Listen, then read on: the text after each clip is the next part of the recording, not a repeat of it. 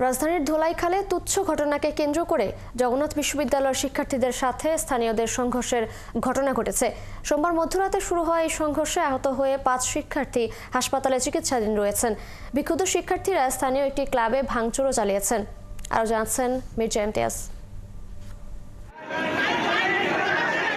রাজধানীর ধোলাইখাল এলাকায় একটি মার্কেটের সামনে দিয়ে যাওয়ার সময় ভুলক্রমে নির্মাণাধীন ঢালাইয়ের ওপর পা দেন জগন্নাথ বিশ্ববিদ্যালয়ের এক শিক্ষার্থী।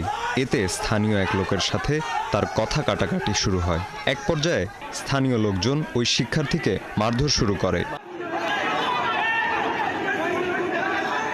এরপর ভুক্তভোগী ওই শিক্ষার্থী তার সহপাঠীদের খবর দিলে 4 জন শিক্ষার্থী ঘটনাস্থলে আসেন।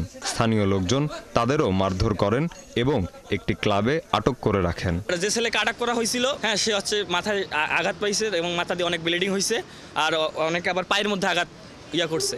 যেহেতু এখানে হচ্ছে কাঁচের গ্লাস ছড়ানো হয়েছিল, গরম পানি ছড়া হয়েছিল। এদিকে এ ঘটনা ফেসবুকে ছড়িয়ে পড়লে বিক্ষুব্ধ শিক্ষার্থীরা ওই এলাকায় জড়ো হলে স্থানীয়দের সাথে তাদের সংঘর্ষ শুরু হয়। এক পর্যায়ে শিক্ষার্থীরা ক্লাবটি ভাঙচুর করে এবং সেখানে আটক 5 শিক্ষার্থীকে উদ্ধার করে হাসপাতালে নেয়। কিন্তু স্থানীয়রা বলছেন ভিন্ন কথা। মনে করেন সবকিছুই তো মহল্লা একটা আতঙ্ক হয়ে গেছে, যে কোন সময় কোন দুর্ঘটনা ঘটে আমরা কি ওই ঘুমাইতাছি, সবাই জাগ্রত। আবার হন ওইদিকে কেউ যাইতে দেন, আমার বাচ্চা পাইতাছি না, 5 বছরের ছেলে। আপনারা লাঠি জোড়া নিয়ে আসছেন না? কারে মারছেন? কারে মারছেন? ভাঙচুর কেন?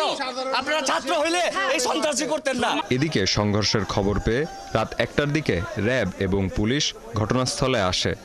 আমাদের অভিযোগের প্রেক্ষিতে যে অভিযোগগুলো আছে সেগুলো আমরা ব্যবস্থা নেব। যদি অ্যারেস্ট করে আমরা নিয়ে যাব আইনগত ব্যবস্থা।